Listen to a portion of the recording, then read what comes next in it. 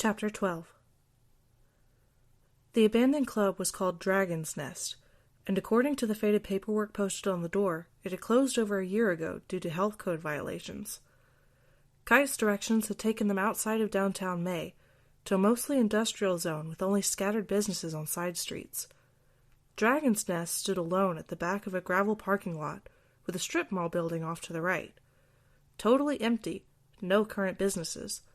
Only rough outlines of old lettering posted over awnings, the letters themselves now gone. It was mid-afternoon, overcast and gusty. Nick had parked a little ways back from the front of the club, feeling an overabundance of caution, but Vash had just handed over his helmet and strode across the gravel towards the front door, leaving Nick scrambling to get both helmets secured before he could rush to follow. He caught Vash's arm and hissed, "Walking right in the front?" Vash gave him an incredulous look.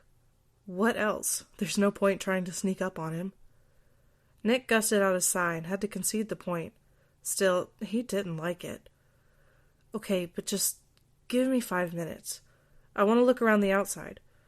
Knives wanted to just talk to this guy, right? And see where just talking got him. Vash ground his teeth but nodded. He looked up and around, checking for cameras. There didn't seem to be any. Nick hopped off the front steps and headed around the side of the building, past windowless corrugated tin walls. It could never have been a real classy joint. Next to his side door, locked, he checked. He spotted a big patch of tiny overlapping scorch marks on the metal, so he figured this must have been the smoker's hangout spot. Around the back, he immediately spotted the unassuming blue sedan, parked by a low, overgrown hedge.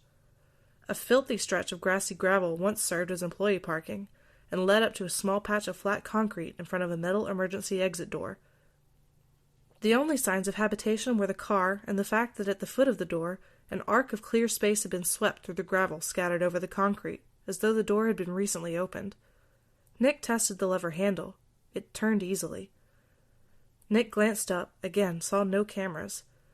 He opened a text to both Vash and Kite and sent, "I'm going in the back. Vash, give me 5. 'Kay, I'll ping in 10 if we're okay." Kite sent back a thumbs up. Nothing from Vash, but Nick didn't have time to wait. He held his breath and tugged the door open. He'd half expected an alarm to blare, but none did. He slid through the smallest gap possible and pulled the door mostly to behind himself, but not all the way closed in case it locked. He blinked for a moment, letting his eyes adjust to the very low light.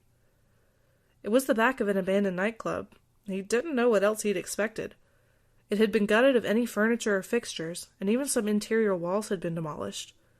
There was no light except for one half-burnt-out bare bulb on a cord hanging over a card table, which, Nick realized, meant that the place had power. He walked carefully through an open doorway toward the card table, and realized that there was a functioning mini-fridge by the wall behind it, and a small trash can with a few pieces of empty food packaging in it. 2 other exits led out of this creepy, almost empty living space. One looked to go into a room, one a hallway. He crept to the dark room, clicked his phone on for a little light, and held it up to get a glimpse inside. It looked like it might once have been an office, but now it had a pallet constructed in one corner, and a lot of the accoutrement of camping. A rope had been affixed to 2 walls and used as a clothesline.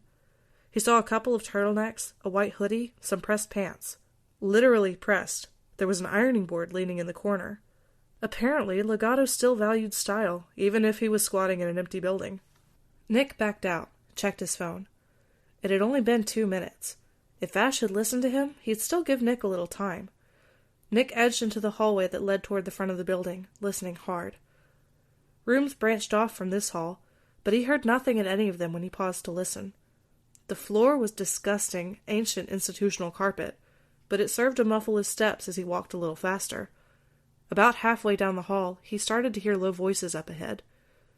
He reached a split. On the right, stairs led up to a low stage. A little to his left, a narrow door came out behind the edge of the stage. He veered left, following the voices. Or just one voice, actually. He ducked a little, staying low, behind the stage edge, taking in as much of the scope of the room as he could see. It seemed to be a pretty basic club floor, mostly empty. Just a couple of broken tables and chairs missing a foot or leg that must have been ditched when the previous owners moved out. Some source of light from overhead cast a faint, eerie glow throughout the space. The air was cold and still. Nick reached a turn in the shape of the stage. He could just about make out actual words from here. Be as angry with me as you were before? I do wonder. It was the most expression I've ever seen on your face. Long pause. You are so very beautiful. The voice was a mild, melodic baritone, gentle and easy to listen to. It made Nick's skin crawl. He peered carefully around a corner of the stage and finally spotted them, seated at a table near the middle of the empty space, no cover anywhere that would let Nick sneak up on them. Not that he had any kind of plan, even if he could. He thought he could probably reach them in a few seconds at a dash, if he needed to. For the moment, he just steadied himself against the edge of the stage and watched, because he seemed to be in a good spot. He could only see the back of Knives' head, but had a good profile on Legato, whose pale, pointed face stood out in the dim light. Nick peered through the gloom and could just make out the door on the far side of the club floor. He turned further out of sight and texted, "Knives is here." In the still, cold silence, the clank and creak of the old front door opening echoed like a shot. Nick hid his phone light and peeked back out again. Across the wide space, he saw the familiar figure of Vash approaching, shoulders relaxed, hands in pockets, unthreatening. With a beguiling lilt, Legato called, "I'm glad you accepted my invitation. I think our introduction is long overdue, don't you, Vash Savram?" He said the name like he was contemplating how it tasted, or how the man who owned it might taste, all carved up. Everything he said and the way he said it made the hair on the back of Nick's neck stand on end. He peered harder, trying to see more details about the seated pair, but he was too damn far away. Come on, Vash, he thought hard, as if he might develop telepathy. Hello, Vash said, completely neutral. Nice to meet you. Legato, right? Ah, he's spoken of me. Legato's hand came up to the side of Knives' face. Knives seemed non-reactive. Nick wished he could see him better, because something felt off. Vash seemed to think so too, because he took one more step toward the table and began. Knives, are you... No, Legato said sharply. You won't address him. This is our conversation, you and I. He's here to listen. Vash's face was totally blank, but Nick thought he heard the undercurrent of fear in his voice when he said, I was only noticing that he's very quiet. Legato gave a small smile. A blend of my own design, he said, caressing the side of Knives' head again. He's feeling perfectly fine, don't worry. A little distant, perhaps, tired, but he can hear us. You drugged him? Vash asked, clarifying. Legato put his hand back on the table. Of course. He wasn't being very receptive. His voice got colder as he said, His mind has strayed from the clarity he used to have. You've done a great deal of damage, but I'm certain that given time I can still fix it. Vash drifted forward again, another slow half-step. Casually, but a little too loud, he said, If we're just talking, then there's no need for a gun. Nick's heart jumped to his throat. He cupped the phone tight in his hands, blocking it from giving off any light, and hurriedly texted Kite, Cops, now, now, now. There's a gun, Knife is drugged. He didn't bother to fix autocorrect's inability to parse Knife's name, just brought his focus back to the conversation happening yards away. I agree that it's an inelegant tool, Legato was saying, but I've come to the conclusion that for Knives to move forward, a variable needs to be removed. We are his two paths, you and I. It's time for him to choose one and conclude the other. Nick could practically hear Vash's mental struggle. Like asking a dog to pick a favorite person? Nick thought, disgusted. He already made that choice, Vash said, finally. I disagree, Legato said. 4 years ago, he was unduly influenced. His decision to leave me was coerced. And drugging him out of his mind isn't coercion? Vash's tone was creeping towards heated. For the first time, Knives moved. He shifted in his chair and seemed to try to say something, turning his face toward Legato. Legato's hand crept over to his arm, held it almost lovingly. Nick couldn't see what was happening, but Vash suddenly cried, Don't! Knives shuddered, shoulders slumping. Silently, Kite's reply showed up on Nick's phone. They're coming. Listen, Legato said, stroking Knives' face again. This isn't influence. This is gentle restraint and mental clarity. Exactly what he needs for this to be fair. Listen. We were going to change the world, he and I. Make it better. We have plans that would save the planet, restructure humanity, slow entropy itself. We will take the future by the throat and command it to be better. No more exploitation, no more decay. Only a monster would want to stop that. Legato looked back toward Vash, voice acid. How could he ever be happy with you? You, who only bog him down with the tedious obstacle of guilt and funnel his genius into something as petty as shopkeeping. Everything in his life now is beneath him. Twins are simply an accident of biology, and you're the unnecessary copy. If you didn't exist, imagine how much great work we could already have done. Silence echoed after that little spiel. Slowly, Vash said, If I didn't exist, you would never even have met my brother. I have been in his life so much longer than you, and I have always known him better and loved him more than you're even capable of.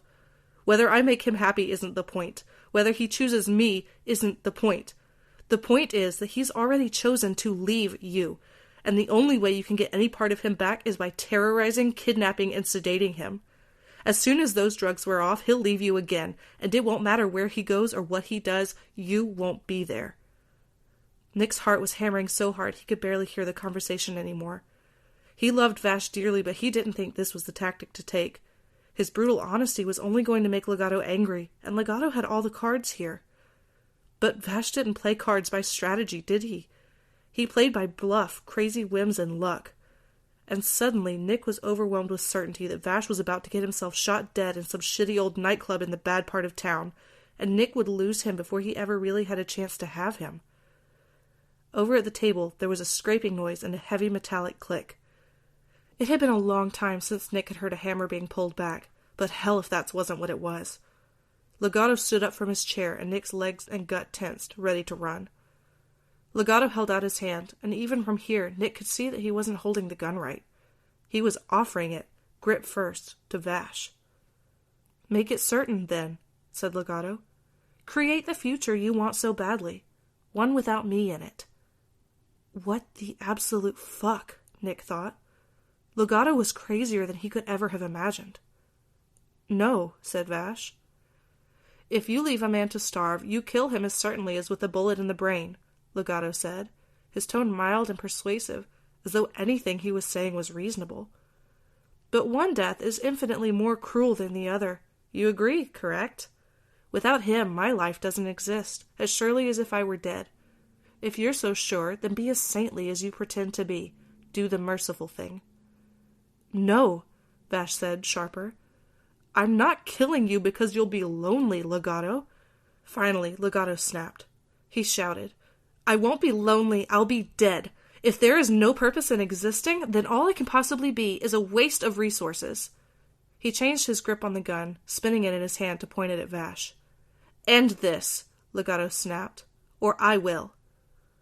Knives made what appeared to be a superhuman effort to push his chair back and stand up, but he didn't have the strength or coordination. Vash took his eyes off the gun, alarmed that Knives was about to fall, and Nick saw Legato's finger, not at all disciplined, move onto the trigger. Vision blurry with panic, Nick burst out from behind the stage and sprinted for the table. Events only seemed to register in momentary flashes then. He saw Legato turn, startled, heard a deafening report, saw Vash go down, felt Legato's thin wrist in his own hand. The two chairs tumbled over, made everyone trip, got in the way so that Nick wasn't sure whether he was falling or pulling or pushing, but either way, whatever way was up, he had Legato's wrist in a death grip, and he kept the gun up, pointed away, away, away. Legato was tall and bony, and he fought back like a hyena, and Nick couldn't hear anything over the blood-rush-ringing, deafened bullet roar and the shouting of 3, 4, too many voices, all bursting around him in waves like rough tide on sharp rocks. He was so dizzy. Why was he so dizzy? Flashlights and floodlights in his eyes. Other gunshots? His hands were empty and his back was cold. He was on the floor. Why? He peered up and saw blonde spikes and tried to say Vash's name, but Vash was wearing a dark blue uniform for some reason, with a shiny name tag that said Shazar on it, which made no sense at all. Vash looked up and away and yelled, Paramedics! Nick tasted copper. His tongue hurt. He tried to sit up. He didn't remember falling down. Vash pushed him down and pressed hard against something that flashed pain through Nick's whole body like a lightning bolt, and he yelled out but found that he couldn't move his arms to push her away. They were too heavy. Definitely not Vash. Face familiar, blonde woman, blonde cop. He knew her. Yeah, of course he knew her. She pushed even harder, and he screamed, and she said, "Be fine," and he stared at her through watering eyes, and then he passed out. The first thing he became aware of was how disgustingly fuzzy and dry the inside of his mouth felt. He moved his tongue sluggishly, trying to remember how to make moisture happen. Nothing. Where? Nick slowly regained a sense of his own body. Limbs all present, yes. He curled his hand into a fist and then let it go. Even that was too much work. His eyes felt too heavy to open. He pried his dry, glued-together lips apart and tried to make a sound, but couldn't. "Hey," said a quiet voice nearby. "Hey, you're okay." Nick touched his tongue to dry lips and struggled to open his eyes. He cracked them just enough to see a blurry white space. "Here." Something wet touched his mouth. Water seeping over his lips and tongue felt like magic. He worked at it for a moment and managed to swallow. Slowly, heavily, he blinked. Opened his eyes a little more, less blurry now. He swallowed another tiny sip of water, realized that the object touching his lips was a straw. With a hand at the other end, thumb over the hole. He blinked at the hand and followed it backwards, along an arm, to a face. "Hi," said Vash. Nick made a rough sound. "You were under general anesthesia," Vash told him. "It should wear off pretty fast." "Hmm?" "You got shot," Vash said. A hand touched Nick's forehead. "And if that ever happens again, I'll kill you myself." Nick blinked slowly at him. His brain was coming back online enough for him to realize that Vash's eyes were red-rimmed, and his face was a mess. Nick curled his hand again, felt a little more strength in it, and tried to lift his arm. He couldn't. Vash seemed to get what he was doing, though, and found his hand and held it. "Sorry," said Vash. "Giving you hell can wait until you're better." Nick worked his jaw, swallowed again, and managed to croak. "Thought you—" Vash frowned and leaned closer. "What?" "You," Nick insisted. "Shot?" Vash shook his head. "Nothing happened to me. I'm fine." Nick struggled to remember. He'd heard the shot, seen Vash fall and Legato turn. Or did Legato turn first and then the shot? A startled finger on a trigger, a rogue bullet? Maybe. But then why had Vash fallen down? "Why?" Nick tried. "You fell. I thought—" "Hey, shh." Vash squeezed his hand. "No, I didn't fall. Knives fell. I tried to catch him. I didn't quite make it. His head hit the floor. He's right there." Vash moved aside and pointed, and Nick blinked, refocusing. In the next bed over, Knives was laid out unconscious, a bandage around his head. Nick watched him for a long moment. Knives was pale, even paler than usual, but he was breathing. Eventually, Vash asked, "More water?" Nick looked at him and nodded. A few strawfuls later, Nick was feeling infinitely more awake. He could move his arms, finally, and only Vash's prosthetic hand pressing on his collarbone kept him from trying to sit up. Behind Vash, the door opened and a nurse walked in. "Good, you're up," she said, and gently urged Vash out of the way so she could take stock of Nick. Nick didn't try to say anything beyond answering her questions about how he felt. She checked him over and told him that it wasn't too bad, could have been much worse. The bullet had hit one of his ribs and lodged in the sidewall of his chest rather than ricocheting into his chest cavity, so all things considered, he was very lucky. They'd gotten the bullet out, she said, and aligned the broken rib, and mended him all up so he wouldn't need to be in the hospital for too long, but he'd need to check in frequently while he healed. He nodded, dazed, still stuck on the simple fact that he'd been shot at all. He hadn't even realized it when it happened. Adrenaline was a hell of a drug. Vash had moved over to sit by Knives' bed while the nurse talked. Nick wished for him back, but it was selfish. Knives mattered too. Vash must be living one of his worst nightmares right now, seeing two people he loved so hurt.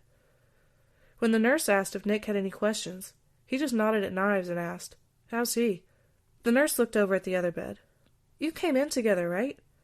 Vash turned and said, "Yeah." "He'll be fine," said the nurse. "He's on some mild pain meds right now for his concussion. All he needs is rest and hydration." She smiled and patted Nick's arm, but the smile didn't quite reach her eyes. She looked worried. "Now that you're awake and all clear, there are some other people who need to talk to you, though, okay? The police are here with a few questions. This is pretty standard for a gunshot wound, so don't worry." She patted his arm again and stood up. "I'll send them in." Nick glanced over at Vash, who only had enough time to give him a look of exhausted apology before the door opened again and 2 blue-uniformed officers stepped inside, one of whom was very familiar. "Marianne," Nick rasped. "Remember you." She didn't smile, but neither did she look angry. Behind her, her partner gave a small, sheepish wave. Marianne pulled a small notepad and pen out of her pocket and said, "Mr. Wolfwood, are you able to answer some questions about the events of earlier today?" Today? It was still today? Nick swallowed and asked, "How long ago?" "It's been about 6 hours since MCPD arrived at the scene," said Marianne. "EMTs were on site within 10 minutes and brought you straight here, where they took you to surgery. The doctor said it was a very lucky shot. Or unlucky for the shooter, I guess." Nick raised one leaden-feeling hand to his face and rubbed his still gritty eyes. "Okay," he said. "Mr. Wolfwood, can you tell me why you were at the Dragon's Nest Club this afternoon?" Nick glanced across the room at Vash. He couldn't do it secretly enough to keep Marianne from noticing. She frowned at him. "I've already interviewed Mr. Sovram," she said. "I want your take." "Stop that," Nick croaked. "You know us." Marianne finally reached over and poked him in the arm, gently. "Hush," she said, quietly. Behind her, her partner deliberately turned and looked at a corner of the ceiling, pretending ignorance. He might as well have been whistling out loud. "You can call conflict of interest if you want, and I can get a different officer," Marianne said, voice very low. "But I want to know what the hell happened, okay? Let me help." Nick let out a long breath. She wasn't being accusatory. She was just worried about them. He considered talking to a total stranger, and found that he vastly preferred the presence of Marianne, much as he didn't love her profession. Better the devil you knew, right? He said, "Vash's brother went missing. The man who had taken him asked Vash to come meet him, and sent that location. I drove us both over there. Vash tried to talk to the guy." Marianne asked, "Legato Bluesummers?" "I didn't know his last name," Nick rasped. "But yeah, Legato. Vash tried to talk, but Legato had brought a gun. He tried to get Vash to shoot him." Marianne glanced sharply over at Vash. Nick's stomach turned. He didn't want to give conflicting stories. He looked at Vash, who only turned his gaze down to the floor. "Go on," Marianne said. "Yeah, Vash wouldn't bite, so Legato pointed the gun at Vash, and I was sure he was going to shoot, so I grabbed his wrist and tried to get the gun out of his hand." Nick swallowed again, tried to clear his throat. He could use another sip of water. "That's about all I remember." Marianne finished jotting down some notes. Then she said, "So you aren't aware that Mr. Bluesummers is dead?" Nick stared at her, eyes wide, mouth slightly open. After a moment, she sighed and looked down at her notepad and fiddled with her pen. "Yeah, there wasn't anything we could do. Once you were down, he attempted to goad officers into firing at him, and when no one would and we moved in to restrain him, he turned his firearm on himself." With some effort, Nick managed a rough, "Oh." From the other bedside, Vash said, "I think he'd been trying to die for a long time." Marianne looked at Vash for a long moment, then sighed and looked back down at Nick. "We've got a lot to investigate at that club," she said. "Vash told me about the whole stalking thing, so we'll be following up with both of you and with the other Mr. Sovram when he's awake. But I understand he was held against his will and dosed with a whole cocktail of sedatives for nearly a day, so it's hard to say what'll come of all this, legally speaking. Maybe nothing. The system can't exactly serve justice when the perpetrator is dead." An absolutely horrifying thought suddenly occurred to Nick, and he blurted, "Don't send him to the funeral home." "Pardon?" Marianne asked. Nick found himself breathing too hard all of a sudden, and his ribs, which had only felt sore like a bad bruise until now, began to burn with a deep, fierce, fiery ache. Don't let Conrad Chapel be the place to handle his body. I mean, He brought his hand to his side and struggled to get a breath in. Marianne's cop facade slipped away, and she reached out to him, hand on his shoulder, saying, "Hey, it's okay. I'm sure that won't." Vash was already up and moving towards Nick's bedside. He punched the nurse call button and leaned over Nick, saying, "Breathe. Slow down, just breathe. I'm going to count. Breathe on my count, okay? 1. Nick's vision tried to tunnel in for a long minute, but he focused on Vash and the slow, steady counting, and eventually he managed to cling and claw his way back into the real world. The nurse from earlier was back, and was saying something in a gentle voice, but he couldn't spare the brain power to listen to her. Warm relief filtered through his system, easing the pain in his chest, letting in air, taking his mind outside his head, and into a nice, foggy, drowsy place where nothing hurt. He belatedly realized the nurse had dosed him through his IV. He breathed deep, comfortable, and no longer hated or feared anything in the world. Vash was still over him, hand on Nick's face, sea green eyes very close. Nick gave him a long, slow blink. That's how cats said I love you, right? He remembered reading that somewhere. Get some more sleep, Vash said. It's almost midnight anyway. Nick tried to tell him to get some sleep too, but it came out all slurry and mumbled, and he didn't think Vash understood him. I'll be here, Vash said, and kissed his forehead.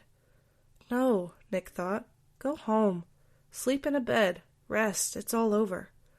But he knew Vash wouldn't do that, not with both Knives and Nick laid out here, hooked up to machines and drugged to the nines. Nick found that Vash's hand was in his again. He squeezed as hard as he could, which wasn't very hard considering how fast he was fading. He felt the return squeeze, and then he was out.